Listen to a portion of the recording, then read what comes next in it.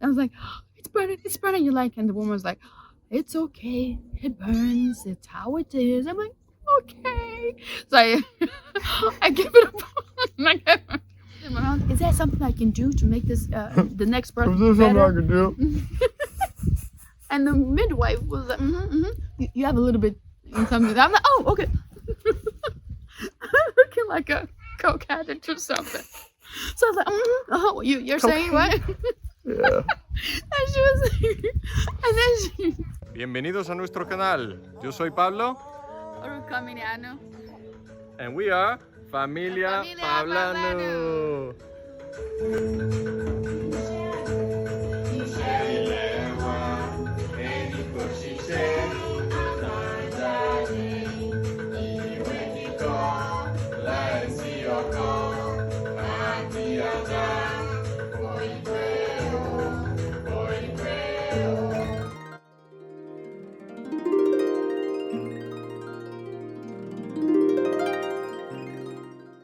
So yeah, we were under a lot of different little pressures, basically making us not want to transfer, right? So we didn't want to transfer. Oh, right. So when she was like, we need to get going. We need to give it a push or something. I'm like, okay. And then I started feeling the ring of fire. I'm like, crap, what can I do? I was sitting there, thinking forever for this big old head to come out. And then the counter pressure is not really working because it wasn't a counter pressure. It was just basically just there, touching vaguely. And I was like, and I was holding on to you, and you're like, okay, honey, give it a push. I'm like, I don't want to push right now. I don't want to push. And I was like, it's burning. You're like, and the woman was like, it's okay. It burns. It's how it is. I'm like, okay. So I give it a push. So I give it a push. And it took a while for the head to come out, actually. It took a while. I'm like, should I change my position? Should I change? They're like, no, just stay where you are. Just keep pushing. I'm like, okay. So I was pushing, and the head came out. And I saw that head. And I wasn't going to say anything because it was only the head. But I was like, that is a boy's head. Like, I think I only saw the back of his head, right? Probably. Yeah, it was just the back of his head. Up.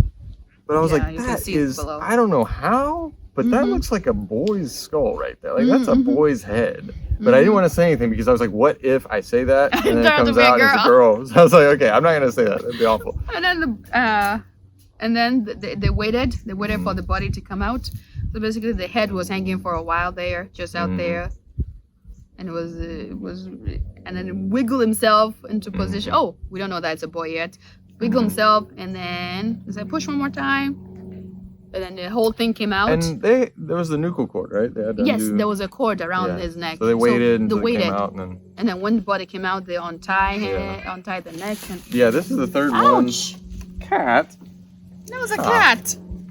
And for every one of our births, there was always a nuchal cord. Sometimes 1, 2, 3 times wrapped around. Usually 2 or 3 times wrapped around. And so that was pretty average, and his head was, a little bluish, not as bad as the others, but it was still a little bluish, which was kind of normal. It was, But then he came out, and they immediately kind of wrapped him up, so even I couldn't see if it was a boy or a girl, and they were just like, I think they expected that we knew already. Because I told the midwife that I had a dream that it's going to be a boy, so they figured that we knew. I don't know. They just wrap him up, clean, wipe, and then they put him on. They were used to people having the ultrasound so they could actually see, and we didn't really do that. We didn't do that. Yeah, we always said no. Don't tell me the sex. Yeah. So they gave me the baby. It was, they did the Apgar. It was a little weak at first, and then picked up at the second Apgar very quickly. Oh right. Okay, so when he came out, when Tulio came out, he did not cry, which was kind of scary. Instead, he grunted.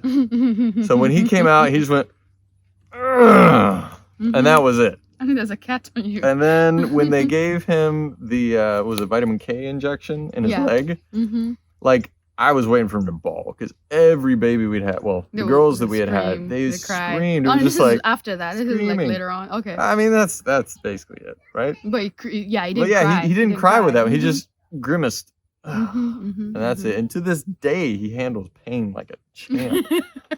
This guy. Anyways. So they put him on me, and and you I think you were really, really trying to see, is this a boy or girl? Yeah, I was like, and then at some point I opened them and, honey, it's a boy. Yeah. It's a boy. Oh, we got a boy. I started crying. It's a boy. It's our first boy. We're crying. Yeah, new experience.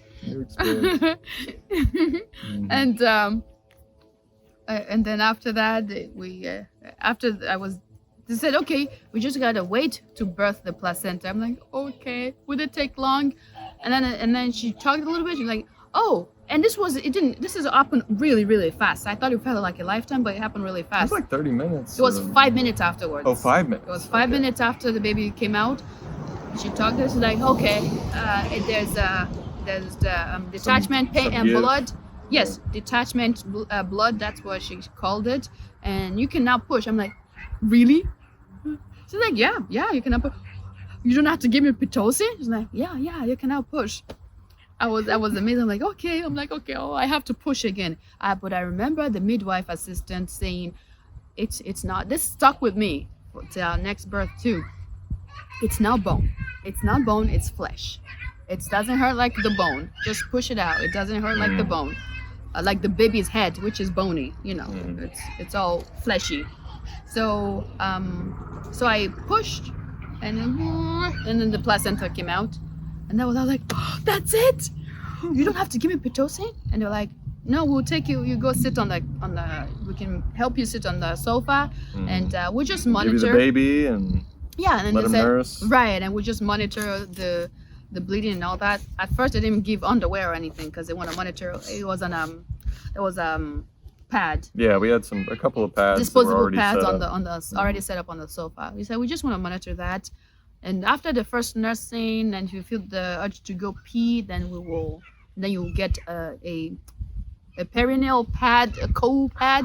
But that was key. And then as well as a underwear. So I used that and went to pee, and after that used the underwear and went back to the couch and drank stuff, and then you went to the kitchen and came back with some handful of little tiny donut holes that is and crystallized so I was like, in okay, you need white energy. powder. You need energy. Right. So it's a tiny donut holes in white powder and all that stuff. And then before that, you gave me a lot of. There was a sandwich, something involved with cheese sandwich.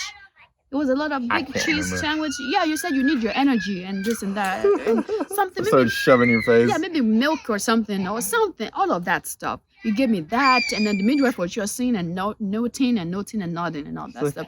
So I was like, and was talking. She was doing the baby check. The first vitals of the baby.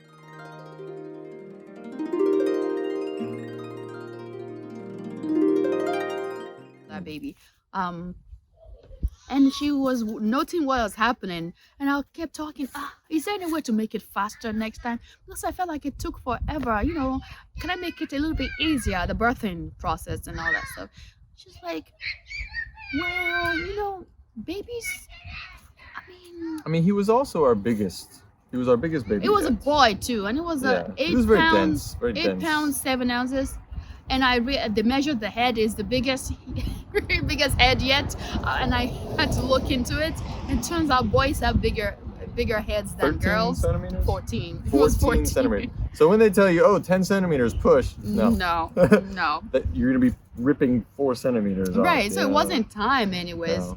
So even when the midwife said push, I knew it wasn't time to push. That big head. Even that was with Kegels. I was doing Kegels. That was a Kegel. It was molded. You saw him. You said it looked like an alien head. Oh yeah. It's really long, molded. Right. We forgot to mention that. So yeah. Cat, por favor. So yeah, the Kegels and the letting the placenta push in and out like that.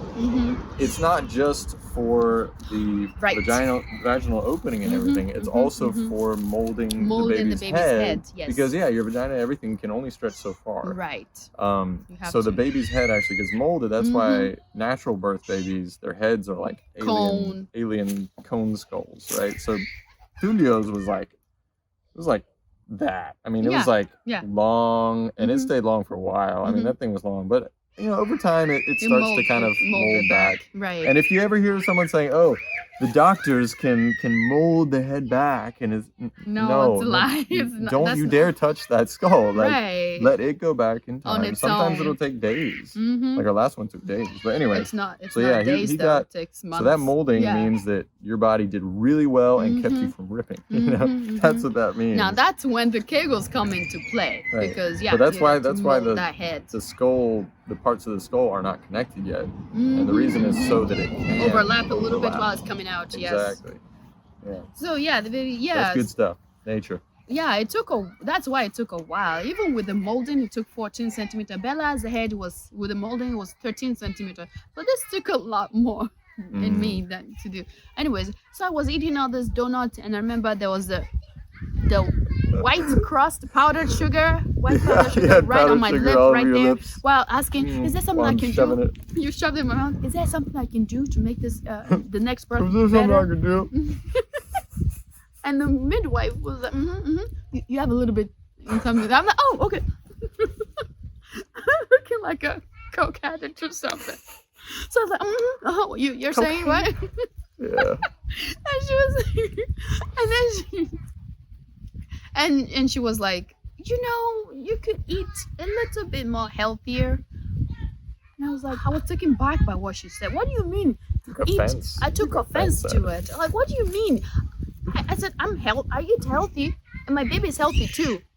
He's a healthy weight too, I said it was healthy, and it looks healthy and all that stuff. And then she took it back. She was like, your baby is very healthy. Okay, yeah. And you are very healthy. She took it back. I was like, I mean, really. What did I say? Yeah, I mean, she wasn't trying to say that you're not necessarily healthy enough, and she wasn't saying that the baby wasn't healthy. She was just trying to answer your question of how could I make this better? Well, I mean, you could eat healthier. Maybe change what you eat a little. Yeah. I mean, I was a little taken back by that. Like, what do you mean? Yeah. I wasn't healthy. And then I rush in, and I'm like, and you're like, hey, hon, you are. It's healthy. The baby was fine, and you're healthy and all that. Why you're still bringing me more and more donuts? Like, no, you're fine. Everything's good. Don't listen. It's okay. Okay. Yeah. And I mean, you didn't really take it to heart, but you couldn't get rid of that. Like, you didn't forget it. It stuck with me though, because in my mind, I exercise, I eat healthy. I mean, what do you mean? Donut is healthy, right? Do? Once in a while, or I mean, if you need quick sugars, right? Why not? Right? Of course. So why would she say that? That stuck with me. Now moving, and so they did all this paperwork, and she came back for the government baby newborn screening, and they prick the leg of the baby, which, I mean, you can decline it if you don't want it done. Yeah, knowing what we know now. Anyways, so they did all that stuff, and they gave us the paperwork to go and do the birth certificate and apply for that. But we were just so out of it that we just forget most of the things she told us. We called her again. So what did you say? How did you do this paperwork again? Anyways, so we went and did that. And so the birthing process was done. I realized that Tulio, now her son, he has breast buds. He was developing breast bud really, it's too big. I'm like, that is not normal. And I'm starting to say, oh yeah, it's the mother's hormones that's making these breast buds happen. And I'm like, the only other child, Bella didn't have it as much, but she did have a substantial amount too. But this was a little too much this time. Was Elena. Elena had a lot of it. I'm like, she was producing her own milk on like day 1 or day 2. She had a little mini period too. She had that. That was awful. Yeah. And with Tulio, he had the breast buds. Breast buds was a lot, and it was hurting him. Yeah. Oh, it was. I'm like, what did I do? How can I fix this? How can I make this better? So I started looking online, and I was like, what is it with? Is it the milk that we're drinking? What is it with it?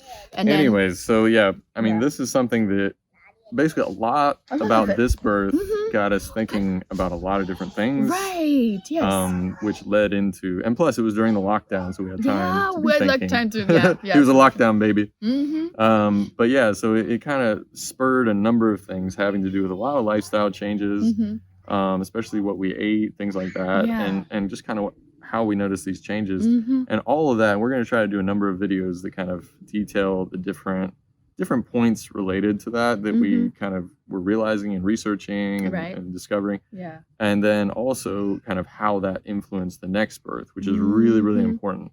Yeah. So before the next birth video, our fourth, that we did at home, and actually it was just us, right? We didn't have anyone for that birth. Right. It was just us.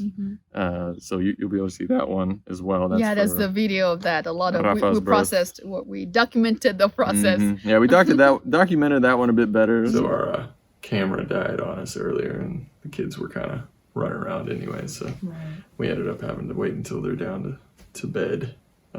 So here we are again.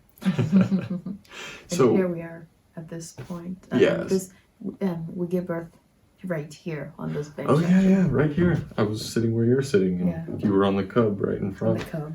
Down actually, let me get the cub. No. Oh wait, no, the cub needs to be filled up. Yeah, it's inflatable. It's nice though. It's nice. So, anyways, where we left off, I was talking about the progression. Right, the progression between the different pregnancies, and so I had actually, even in grad school before we met, I had been researching different things like home births, whether it was unassisted or with a midwife or whatever. So I'd been interested in stuff like that. And even for Elena, I had mentioned, there is such a thing, we could do midwife or we could do that, there are different options. Yeah. And we both agreed, it's probably better to do it in the hospital for the first time because we don't know what to expect. We're newbies.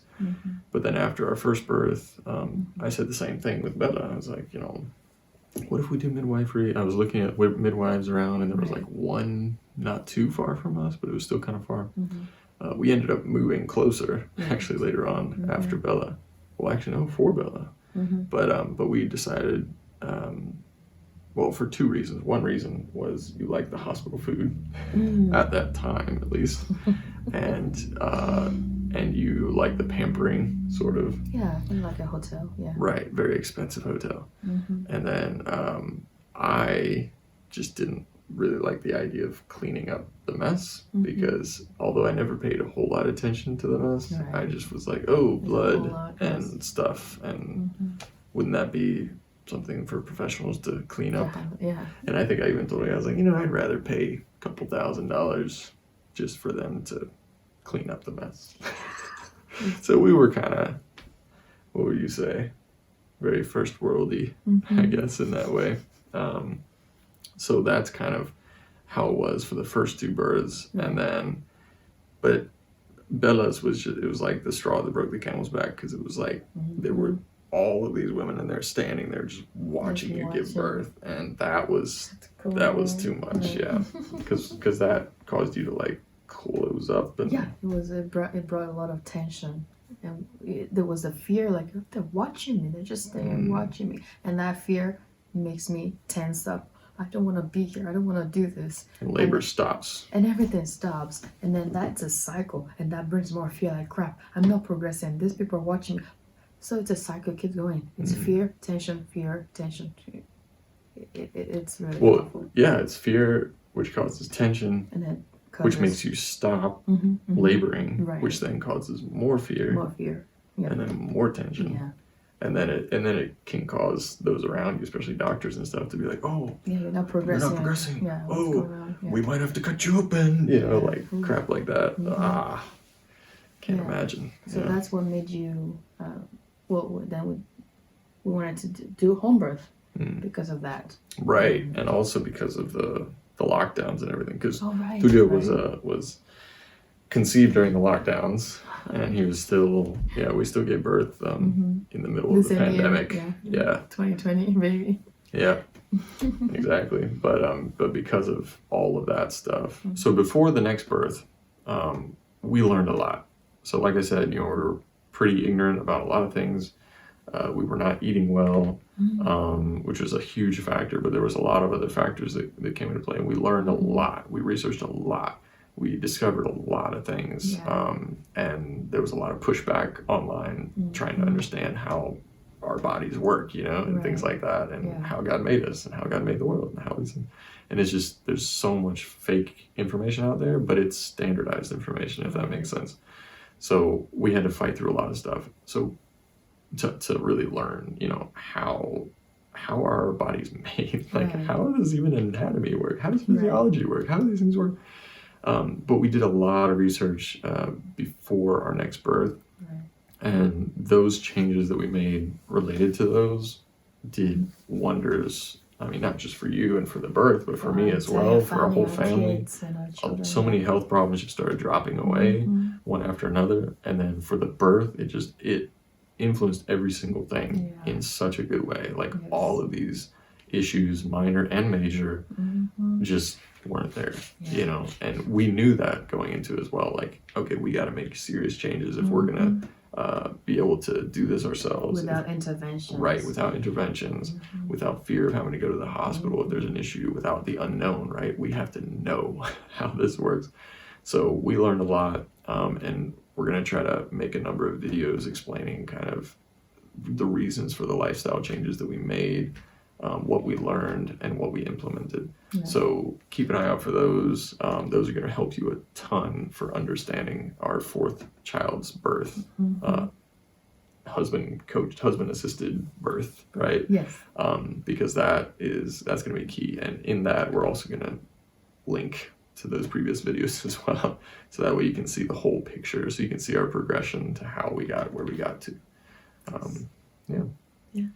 So so that's what brought us to doing a home birth. And then we forgot to mention something back during when Bella Tuli was being born. So this is when you mentioned, we didn't mention it yet. Because how we had so here was the situation. So we were sitting here. Now that we're sitting here, my memory's coming back. Right. So we were sitting here. We had these two women in here who were helping us, front, the midwife and her assistant. So our neighbor came to help out with the girls in their room way over there, and so she comes in. It's early in the morning. She comes in, and right here in the front door, which is like right over here. And this is when I was actually, they said, okay, now you can push, now push. I was about to push, and this cold breeze came in. I'm like, please shut the door. There was snow outside. Please shut the door. And then she went to help with Bella and the kids screaming. And Bella, of course, saw her, and she was screaming, Bloody Mary, Bloody Murder. Bloody Murder. She started screaming, wah, wah, wah. And then I go, push, time to push. I'm like, okay. It was all at the same time. So, and then the head, push. The head came out, and she won't stop screaming. In my mind, I was thinking, please make her shut up, please make her shut up, please make her shut up. Because Bella, she came of consciousness, I guess, during the lockdowns. So the first conscious memories she had of other humans outside of our family were those that we would drop her off with, you know, like friends taking care of them for a little bit while we did something or bought something or whatever. And so that's all she was used to. And plus the masks, right? So that's all she was used to, was scary people that she's left with alone, you know, that sort of stuff. So she just screamed. Even if it's someone she had seen 20 times, who was really kind, like our neighbor, she just screamed and screamed and screamed, and she wouldn't stop. And you're just like trying to give birth here, and you just hear her, and it got later, and later it was like 10 a.m. and no, she was screaming while I was pushing the baby out. I'm like, baby's already here, so baby might as well come out. And then, wah, wah. So that gave me a PTSD that I never forgot that. So after baby was born, I went to the sofa, and it was just so nice to be able to sit there, not having Pitocin shots in me, and nurse, and just having nature, how God worked this miracle already, how God made it work. And it's just nice to have that going on. And just nursing, that stimulation just helps all the uterus and everything tighten up, right? Stop the bleeding, just kind of recline on the sofa. It was so nice. And Oh, one more thing. Whenever I was done, I used to use the bathroom, and went to pee in there, and you always have to pee a ton. Right, a lot of pee afterwards. So, and then they gave me this perineal cold pad, and then they gave me. Did it burn that time? Because you had to push him out. Oh, Did it burn peeing? Yeah. Of course. Yeah. Yes, it was. Yeah, really swollen and gosh. So the perineal pad, cooling pad was a little relief for that, but it was off. It was a lot. The witch hazel and the witch hazels, yeah, it was good. But I almost have hemorrhoid. Oh, that will come into play. And the postpartum bleeding, I mean, it stopped about 4 days postpartum, and then is it loci, the bleed and the little brownish discharge after that. That one lasted until, was it a week, 2 weeks, 3 weeks? Yeah, it wasn't too long. 1 week or so. It was about 2.5, 3 weeks, I think. Yeah, okay. Till it was done. Done, right. So that was that. Oh, because at the birthing class, they told us that stay away from food that will make your postpartum poop a living hell. But I didn't believe. I'm like, oh, whatever. I'm going to eat cheese. I'm going to eat whatever I want to eat. Well, our postpartum meals that we prepared were like, cheesy lasagna. Yeah. Cheesy chicken casserole. Rice and casserole. And there's just so much. A lot of cheese. Because I looked it up. I says, what food is good for women postpartum? And I was like, Google. It says cheese and dairy and meat and all the salmon. The FDA subsidized stuff. Food. I'm like, and it says every website I look, it says eat this is good. So that's what I made for postpartum meal. Well, I was over there on the toilet trying to find poop, and I used the laxative thing that it said is, to help you poop. Chemicals. Yeah, that might help one time, but the next time, if you're still eating this, I was still eating the same crap. It didn't help. I was on the toilet crying because it just hurt. I don't remember you were saying, take it easy. Sorry, it will go. It will go away, and just you're doing great. You're doing great. It was worse than having a baby because there was no reward of a baby. It was just awful. And I, definitely had hemorrhoid that time. So what is, now that we knowing what we know now, and we'll talk about the next birth, a complete different scenario. You so eat much the better. greens. Everything was better. A lot of legumes, a lot of greens, and a lot of fresh fruit and vegetable. It was this was our last uneducated birth, I guess you could say, our last ignorant birth. Yeah, oh my gosh. Well, we'll have to show you the next one. It was amazing. The best one so far. The fourth one's the best one so far. So the postpartum poop, please take it seriously. It's because you could get hemorrhoids, you could get oh my gosh, you can get a lot of it. What do you call that? The perineal what do you call that? Prolapse? Prolapse, you can be getting all sorts of prolapse stuff. Yeah, because they're pushing when you're not supposed to be. You're not supposed to be pushing at all. Yeah. You're not even supposed to be sitting, you're supposed to be laying down. Yeah, for that long, especially when you just had a baby come out of you. Yeah. Anyways. You want things smooth. Right. You want to eat your greens. That's and true. Your fruits and vegetables. You want to just. Yeah. So I came out of the bathroom after they did that. And, and a few days later, the midwife come back again to do the newborn screening. Where they prick the heel of the baby and do blood tests sent to the government and all that stuff. On that, and there's a document that they have to fill out. The midwife filled it out and put demographics and things about this baby.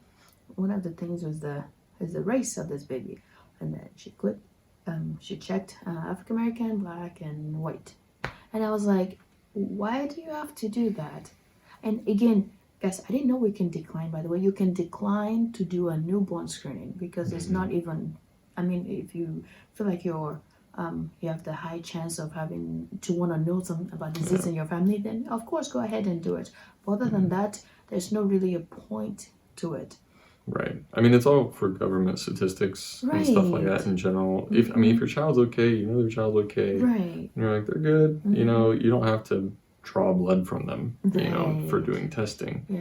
and things like that. So I mean, if you don't want that, you don't have to do it. And so we did waivers and things like that. Waivers, yeah. And then also, but you know, the first time though, we did the first home birth, we did everything, and then I even took him to get his ears checked, his hearing checked, even though I mean, as well, yeah. that's not really hard for us to do either. You know, it was just part of that whole government thing. Right. We had to pay for it, but it was okay. It was down the road. But the issue that we had was the fact that, and this happens all the time when you have kids. Oh, right. Actually, not even kids, with us too. I mean, people are always, and this kind of goes back to the 2020 lockdowns and all the racial stuff that was going on. Right. And we'll do a separate video probably about that, about all the stuff that we realized that, you know, like about how serious race is in this country. Like from birth, you are categorized within a certain group, and it's like, that's who you are now. Elena and Bella at the hospital, I remember when the lady come in to do their birth certificate paperwork,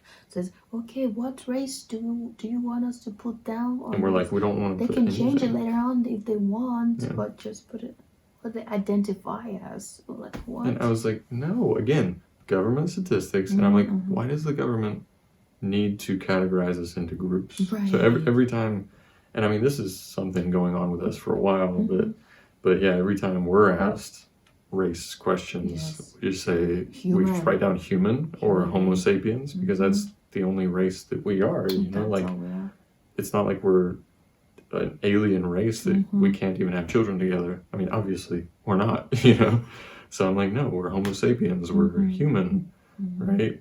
We can interbreed, we're all the same race, you know what I mean? Like, that's who we are.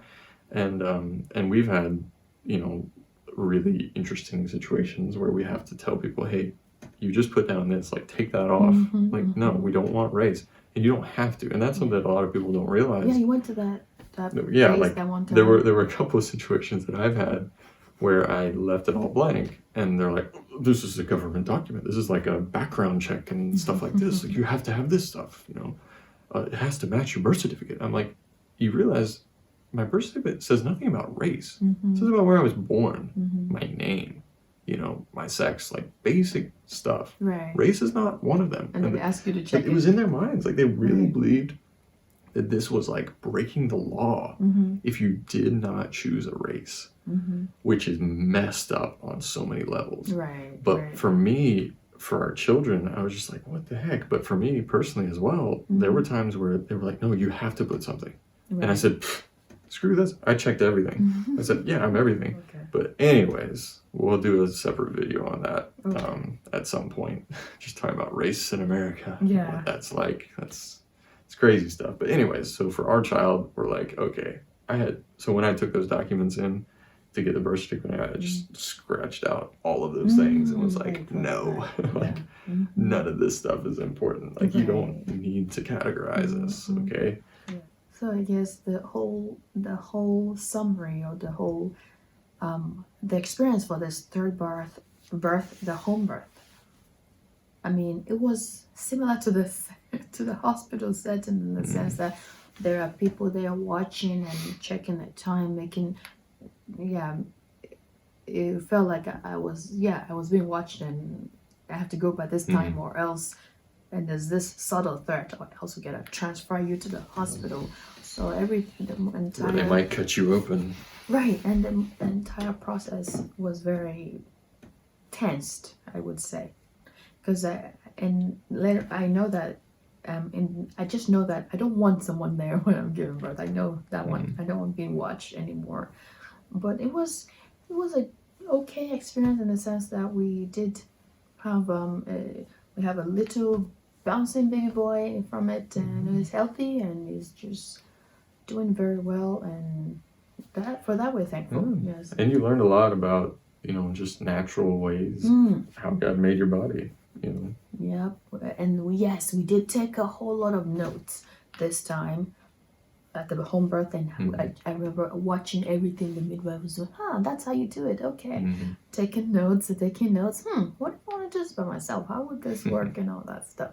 So we took a lot of notes, and this allowed us, just this experience allowed us to be able to do the next one on our own. And it was really tough though, because every information out there is like, oh my gosh, what if something happens? It's gonna be anyways. It was frustrating in that sense, but I mean, with this one, the good part was, or the things I guess that we learned was that really no intervention is necessary. Like the way God's made you, everything functions perfectly. You know, everything fits exactly as it needs to. I mean, every stimulus that you need doesn't have to be a drug, right? Like it was something, I know it sounds silly, especially for those that are like out of the loop already, but when you're in the loop, when you're thinking of just the healthcare system that we're used to, modern healthcare, it's like, you need this, you need that, you need that. But if you back up and you're like, wait a minute, women have been giving birth quite well for thousands upon thousands of years without any of this. So how did they do it? Because like you get in this mindset where like, this baby's not going to come unless you have this, that, and that, you know, or mother's going to die if you don't have this, that, and that, or baby's going to die if you don't have this, that, and that. And it's like, wait, that's not true though. That's not true. And that really helped having this experience with a midwife, because we were able to kind of peel all of that back and see, okay, even the little bit that the midwife is doing isn't necessary. Right. You know, it was like eye-opening, because when you're not in that sphere, I guess, where these doctors and everyone, I mean, no offense against them, but you know, they've been trained a certain way, everything's done a certain way, and they're just, I mean, for us, obviously, they were just shocked that you would do anything different. Like, what? Why would you do that? And especially like, and that's the thing that we didn't like, because even though if we went to a hospital, we could deny everything, right? We could say, hey, we're just here for the room and the safety of having, you know, an OR or whatever right nearby, just in case, right? And monitors just in case, you know, that sort of stuff. But that's all we want. Y'all stay out, you know, stay out of the room. Just give us our room. We'll call you if we need you, you know. Like, you can do that, but there's just so many pressures and so many, oh, well, you know, putting this fear in you. And they would subtly ask you, are you sure you don't want that epidural? They just keep pestering you. And they wouldn't stop. They just keep pestering. I mean, that's how they make their money, right? They don't make their money as a hotel. They make their money with these interventions. And they're also just used to them, you know. And they're like, this is all we know. And if you do this intervention, you have to do this one in order to do that. And it just adds up. And your bill adds up. But, and then it also makes the experience really bad. Anyways, all of that, we were able to kind of peel that away. This experience helped us to see, okay, you know, even like you don't need these drugs. You don't need these things. That was an opening moment for me, though. And then it comes in play. It will come in play the next birth, where even more so. I thought for this birth, I actually did not push. I said, I cannot push unless you break the water. I can't do it. It's not possible. There's a lot of pressure there. I mean, it's never popped before. It's never popped before. It's just too strong. It is too strong. It is so. My genetics. No, must be. It also comes down to the type of food we were eating, though. We learned a lot. So 4 months after Julie was born, we started finding all these things out, and we're like, oh my gosh. So that comes in play with every food and all this food we eaten. So when the next baby pregnancy and birth and all comes into play, you know, you have a little bit more, I guess. We were still scared, but we're still confident in the same way. I don't know. But it was good, right? Yeah, we just learned more and more. So I guess,